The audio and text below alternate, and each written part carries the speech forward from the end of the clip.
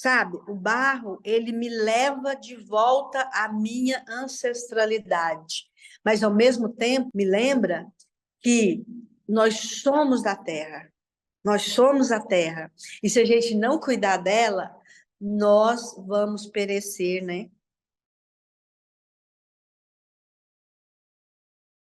Eu comecei nos anos 80, entendeu? Não era para eu fazer artes, na verdade. A minha mãe queria que eu fosse para a área de saúde. Minha mãe nunca esqueceu a importância de estudar, principalmente tendo um filho que é mestiço, né? Que é um preconceito, era um preconceito muito grande. E aí, quando eu me casei, eu vim para Uberlândia, eu estava com barriga, né? Eu estava grávida da minha filha. E como é que eu ia fazer uma faculdade na área de saúde, tendo filho petitico? Eu, uma criança ainda, eu tinha 17 anos. Aí eu fui ver todos os cursos para saber o que que fazia cada curso e tal, em 1980, hein? O último que eu cheguei foi no curso de artes. Como eu era muito pobre, morava no mato, eu não tinha brinquedo. Eu construía os meus brinquedos. As minhas construções eram sempre com barro ou com terra, né? Não era nem argila. E assim, eu construía cenários desde pequenininha, desde os 2, 3 anos de idade. Eu lembro que eu construía cenários e eu já mexia com o barro. Era a única coisa que eu tinha, né? Ou sementes, sempre brinquei com sementes, essas coisas. Aí, quando eu cheguei no curso de artes, eu vi uma exposição de um artista que estava no corredor de aquarelas. Achei lindo aquilo. Falei assim, será que um dia eu consigo fazer isso?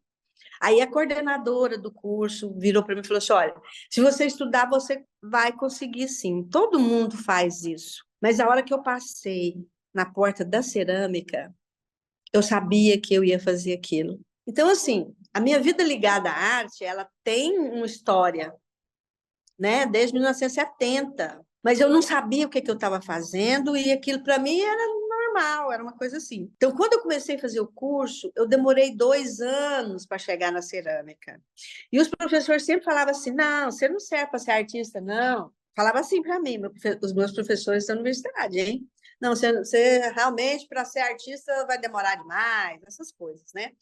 Mas eu nunca desisti, já que eu não era artista, já que eu não tinha capacidade de ser artista, eu podia fazer o que eu queria. Eu não tinha, já não tinha, eu podia fazer o que eu queria. Isso é que é interessante. Quando você sabe que você não é para aquilo, você vai fazer o que os outros querem? Não, você vai fazer o que você quer, porque você não tem dom.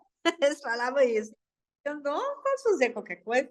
Primeiro eu comecei a fazer uns corpotes, que eram um corpo de carajá, mas que era um pote, mas que não era pote, porque não tinha função de pote, não tinha abertura, não tinha saída, não tinha, sabe? Era potes que, o que que eu pensava naquilo? Eu pensava assim, bom, isso aqui são corpos, mas que tem uma história, porque o pote é um negócio que a gente viveu com pote há muitos anos, muitos anos. E ele, o que que tinha nele, na verdade? A gente colocava água para beber, não tinha água encanada. Imagina, lá em Goiás, não tinha água encanada, né? Tinha cisterna. Mas o pote reservava, conservava. Então, essa questão da conservação, ela podia ser estética, como ela podia também ser memória. Era memória. Eu fui para a aldeia, fui procurar o significado das pinturas corporais, porque era o que mais me encantava. Eu fui fazer essa pesquisa do que significava, porque como eu não cresci na aldeia, o que significava as pinturas e tal, e eu transportava essas pinturas para a cerâmica, mas com outras formas, que era o corpo memória, né? Que você pode até pensar em querer destruir, mas aquilo vai existir sempre. Em 88 teve aquela fala do Krenak e tal, e aí eu comecei a achatar, sabe? Esses corpos tão doloridos, esses corpos tão maltratados, né? Comecei a achatar isso. E aí começou a surgir as placas. E foram essas placas que me levou para os salões. E essa obra que eu vou apresentar aí é um desses corpotes, que é o corpo, mas que traz uma memória ancestral, mas que não é óbvio Eu achava isso muito importante, não ser muito óbvia, mas que por trás tinha muito o que dizer. Quando eu pego na argila, eu volto a ter a minha plenitude, né? A minha plenitude enquanto ser humano, enquanto responsável por esse mundo. Eu acho que todo mundo tem que ser.